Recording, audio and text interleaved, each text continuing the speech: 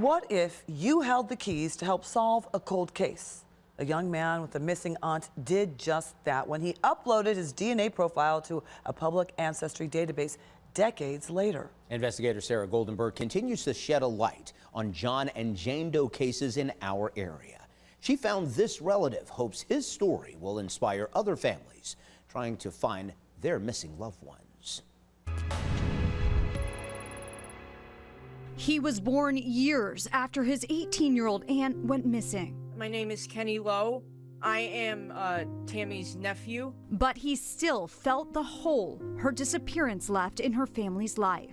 My dad had settled into sort of, just the complacency where there's nothing we can do and she's gone. The details of Tammy's life hit Kenny hard. He learned she was struggling with a heroin addiction before she went missing from the Detroit area.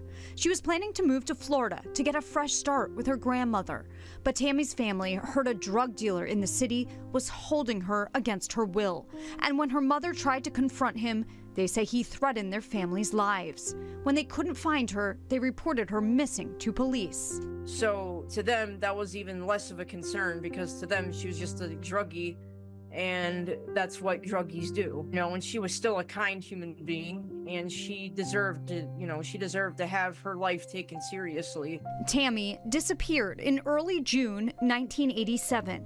Meanwhile, just an hour away in Toledo on June 16th, someone found a woman's body on fire in an alley off I-75, her head covered with a plastic bag. Toledo police believe she was wrapped in a carpet before being set on fire. They said she died 1 or 2 days before this from a cocaine overdose. Police tried to connect this Jane Doe to missing persons cases, and Michigan State Police made this clay reconstruction of her, but the case went cold.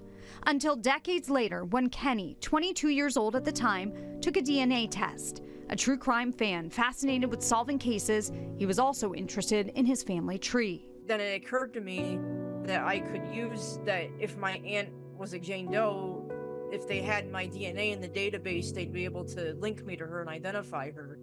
And so in 2022, I uploaded my DNA to GEDmatch and Family Tree DNA. Those are the two sites that all law enforcement can access. Meanwhile, investigators were trying to track down Toledo Jane Doe's name with DNA technology and genealogy. 3 years later, Kenny's dad got a call from Toledo police. And we believe we found your sister's remains. And when my dad got the news, he said that he almost fell off his chair and the wind just got knocked right out of him. A DNA swab confirmed it. He was just so grateful to have that closure about his sister after all these years, nearly 40 years. Now Kenny misses the aunt he never got to know. He learned she was sentimental and prayed every night. He has this message for other families. If you have a missing loved one, to get that test done, upload it to those databases and allow the police to use it.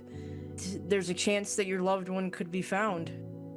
Tammy Lowe is now home, buried at a cemetery near her family.